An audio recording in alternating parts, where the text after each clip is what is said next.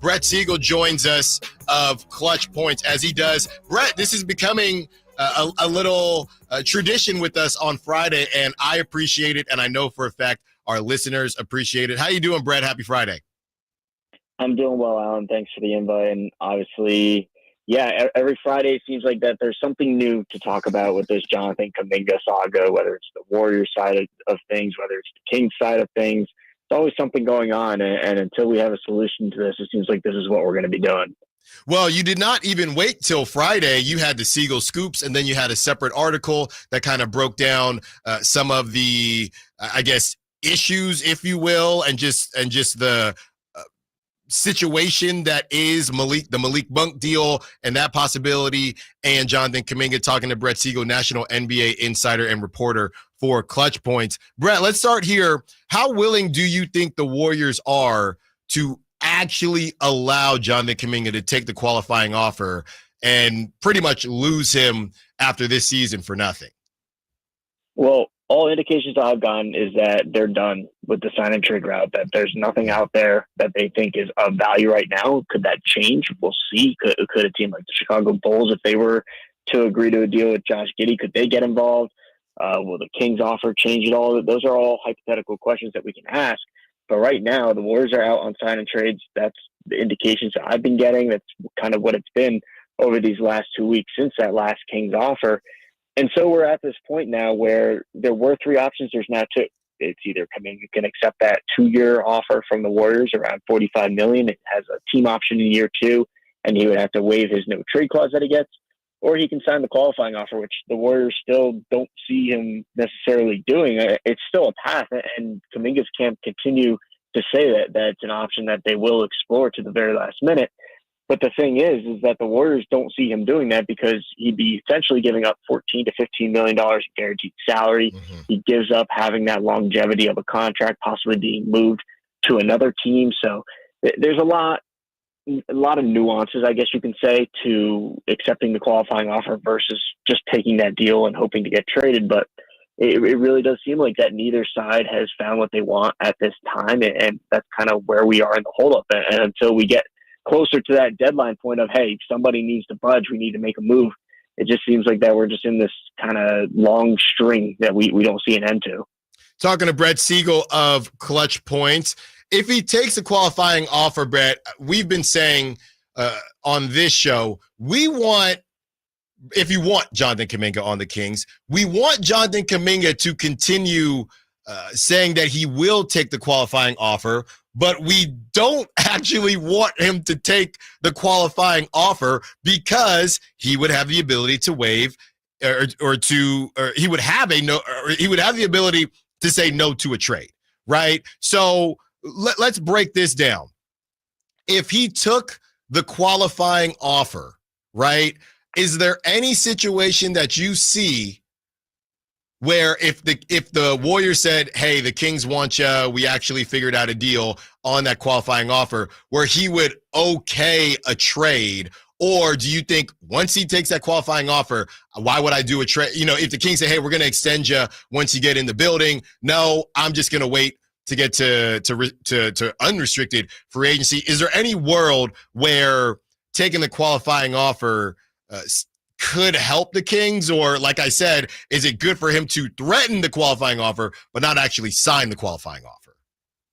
It's an interesting question because if he was to accept the qualifying offer, he's basically doing what he doesn't want, and that's returning to the Warriors. So if he's returning to them for 1 year and he's at peace with doing so, and he's going to compete with them and try to win a championship there and live up to their championship aspirations, maybe he wouldn't be as open to a trade for that 1 year and just hit unrestricted free agency in 2026.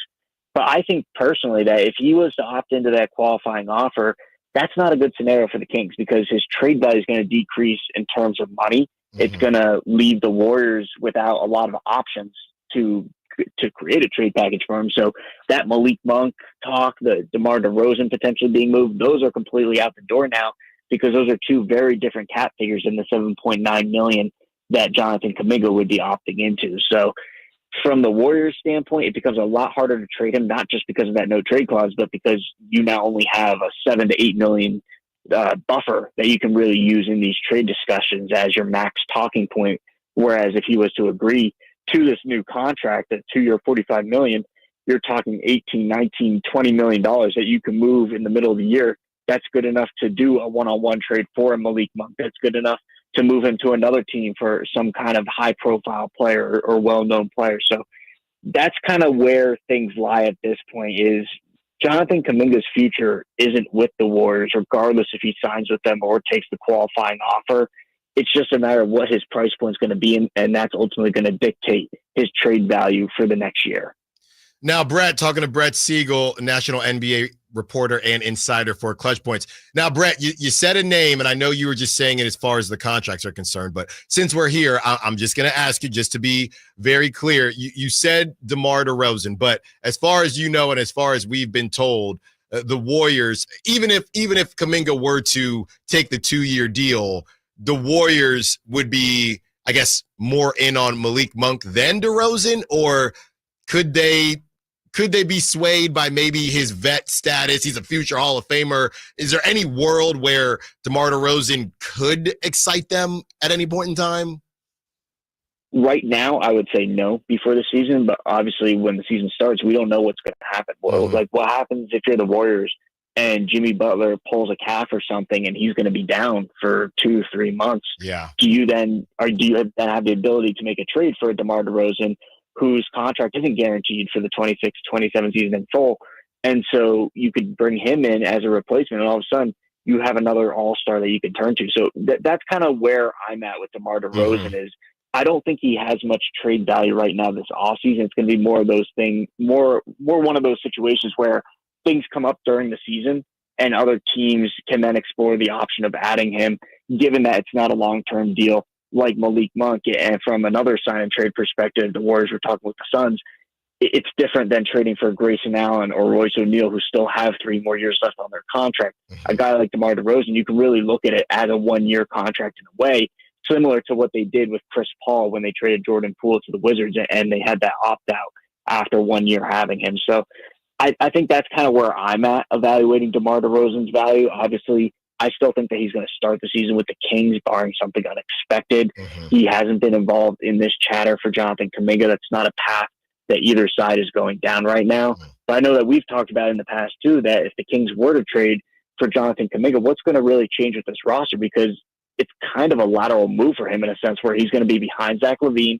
He's going to be behind Domantas Sabonis. He's going to be behind DeMar DeRozan. So does that then open up an option to move a guy like DeRozan somewhere else? And that's definitely a big question that we don't really have an answer to at this time. It's really unknown how much the Kings value DeMar DeRozan and how much Scott Perry and this new front office really want him there for the full year. Like you were saying earlier, Brett, how this thing could get dragged all the way out to the end of September. Has anything changed as far as the timeline on all of this at all? I think for all 4 of these restricted free agents, we're going to start getting a little more clarity and some more information after Labor Day. Obviously, most of the teams, most of players are finishing up or just going on their vacations now in August. It's a very dead period. There's not much talk really of stuff getting done right now, just because there's not an urgency to do so. It's basically like unrestricted free agency. The deadline is right when that window opens. You have June 30th, and that whole first week, that's when most of the deals get done. Restricted free agency, the window doesn't really open up, many could say, until the end of August or early September, just because they don't need to rush into anything unless the 2 sides are cool and had already discussed a deal to begin with. All 4 of these situations, though, that's not the case. Each side is very far apart in discussions by at least $10 million per player. That they've been far apart when you look at the Bulls of Josh Giddey, Quentin Grimes, the Sixers. Cam Thomas, probably the most likely to accept his qualifying offer at this point because his expectations are completely unrealistic compared to what the rest of the league and the Nets value him at. So all these situations, I think we're going to get a little more clarity on after Labor Day, probably that first week of September. And that may be when we see the Warriors be more willing to talk sign and trades again. Maybe there's another avenue that opens up for them, or maybe they just see this as, hey, Jonathan Kuminga doesn't want to be here. We don't want to deal with a toxic situation. Let's just get the best we can. So those are all still paths that I would say are out there right now. In August, though, over these next 2 weeks, those avenues are shut. They're not exploring sign-in trades right now. They have their offer out there. That's what's firm to Jonathan Kuminga. And they're going to see if anything budges between now and Labor Day when everybody comes back from their vacations, everybody starts getting back in the gym, and the attention really does shift to the 25-26 season of, hey, we need to get our guys in this building. We need to get our signings done. Let's get this. Let's find a conclusion to the Kuminga saga.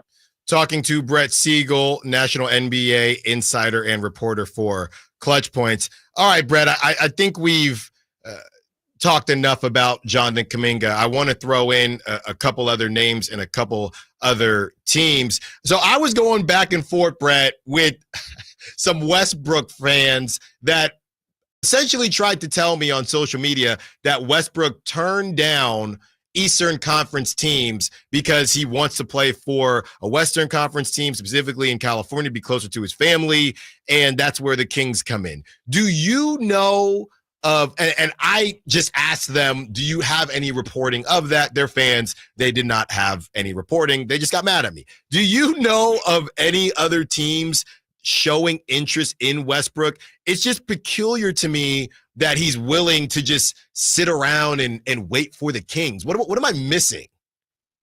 I think if he had a very firm offer on the table from a team that would have offered him opportunity for 20 plus minutes a game, I'm pretty sure he would have taken that, because I don't think any team is going to sign him for anything more than the minimum at this point. So if he had already gotten that from a team, me personally, I think he would have taken that. I don't know if he had a firm offer from an Eastern Conference team and he turned that down. I'm not going to definitively say that's false, but looking around at what the market is, and if he was given a roster spot by a team, I find it hard to believe that he would have turned that down.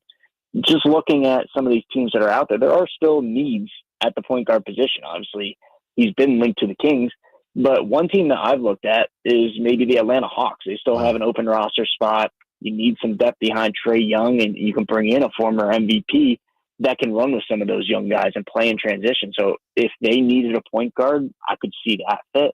Obviously, in the Western Conference, a team like the Timberwolves, I don't think that they're going to go after Russell Westbrook. It seems like that they have some other point guard guys on their radar, but that's a team that still needs a guard.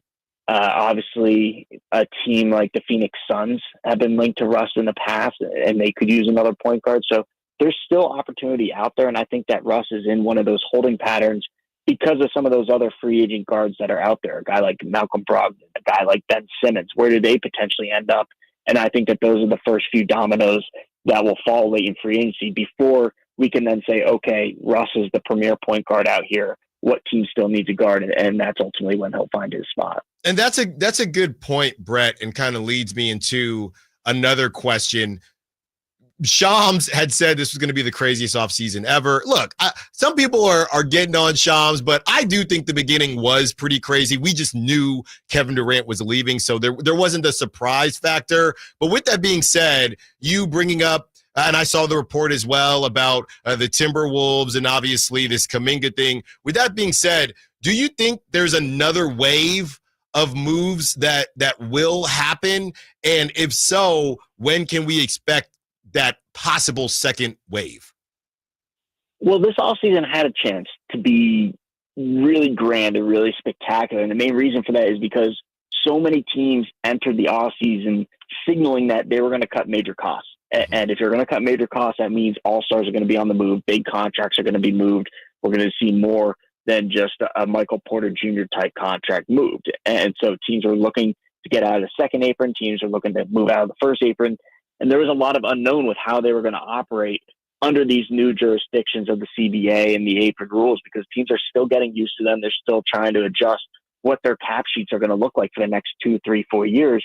And that's why this offseason did have a lot of potential. Obviously, it didn't necessarily live up to the fullest hype, but we still saw a lot of these big contracts on the move. I mean, a guy like Kristaps Porzingis, Drew Holiday, Michael Porter Jr., Kevin Durant, those are all guys that are making over $30 million that are now in new spots. In free agency, we knew it wasn't that big of a free agency class compared to previous years, but we still saw plenty of these sign-in trades, like Duncan Robinson going to the Pistons, Nickeil Alexander-Walker going to the Atlanta Hawks, Dorian Finney-Smith, although it wasn't a sign-in trade, he ended up joining the Houston Rockets from the Lakers. So I think that there was a good amount of movement to excite some of these fan bases that these teams are now joining. Mhm. Obviously, not as big names as we saw at the trade deadline, but that's kind of the nature of how the league has traded or how the league has changed. The trade deadline has turned into mini free agency in a way where a lot of these guys that have 1 year left or 2 years left on their contracts are being moved prematurely and early on before they are able to hit unrestricted free agency.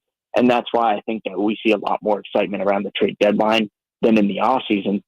But to answer the second part of your question of will we see a second wave, I think that the restricted free agent market definitely has something to do with that.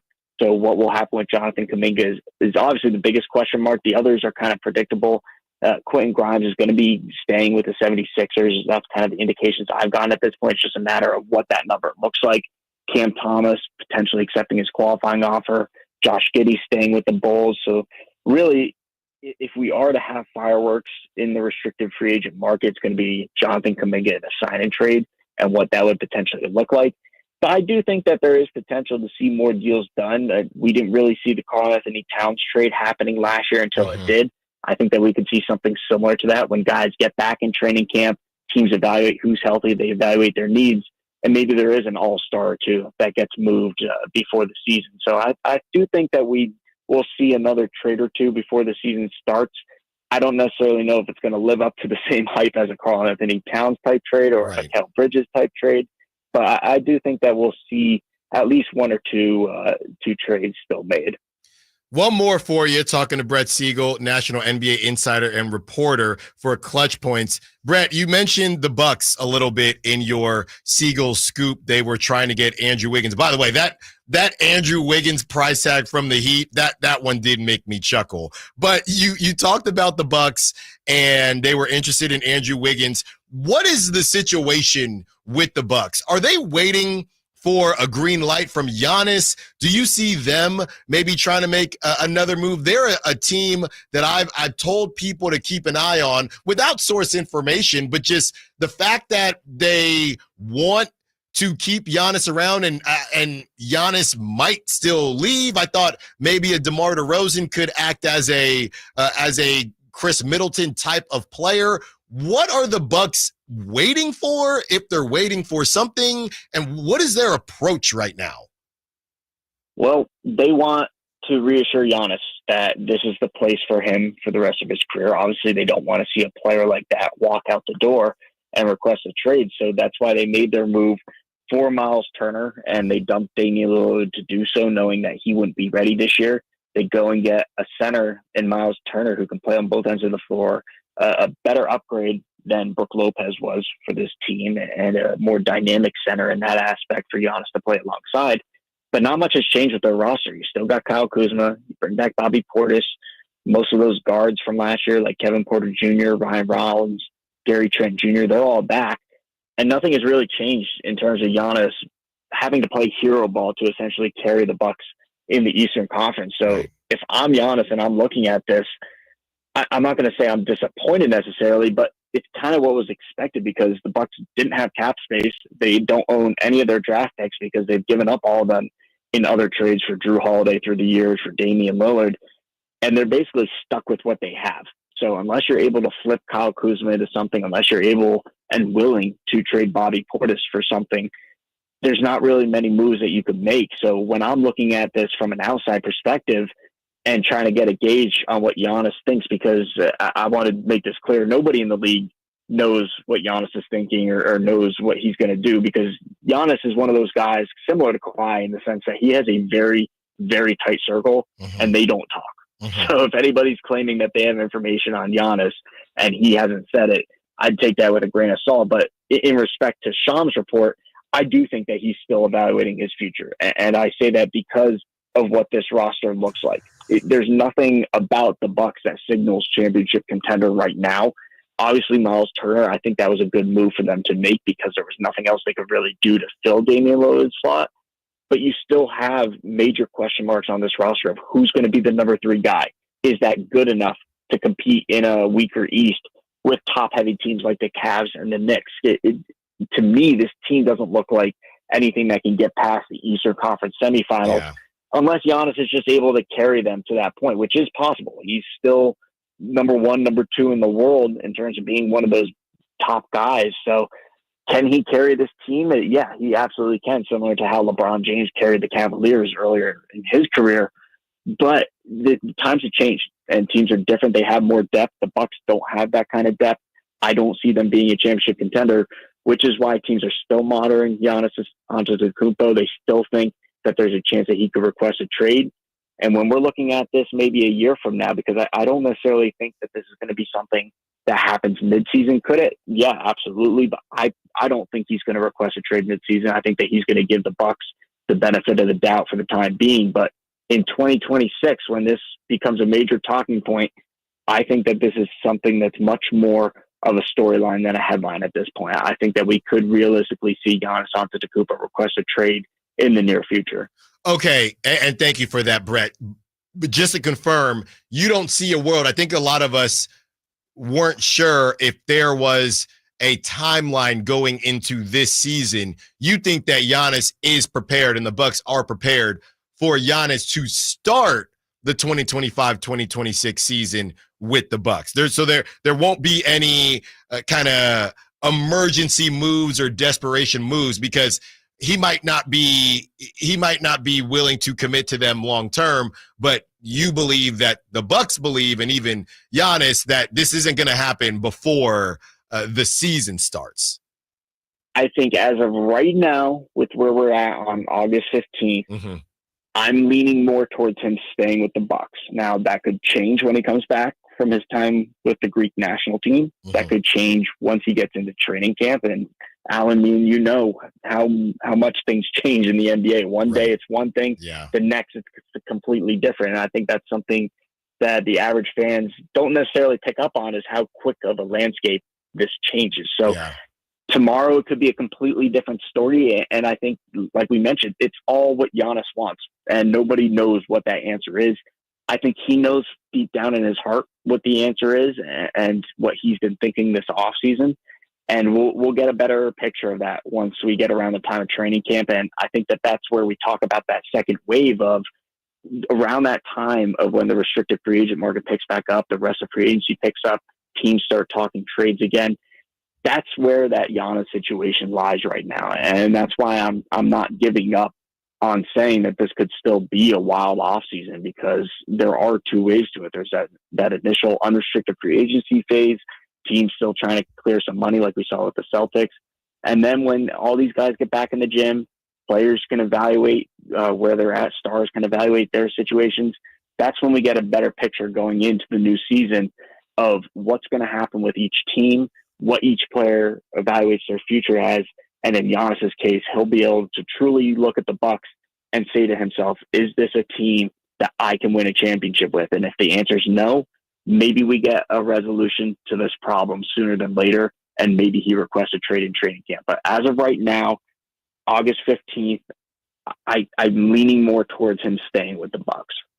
Brett Siegel, he just doesn't disappoint. Brett, thank you so much for joining us. That was great stuff, man, as always. Brett Siegel, national NBA and insider and reporter for Clutch Points. Go check out all of his work on clutchpoints.com. Also, check him out on social media, one of the best follows out there on X. Brett, thank you so much. Have a good weekend. Happy Friday, and we will do this again very, very soon.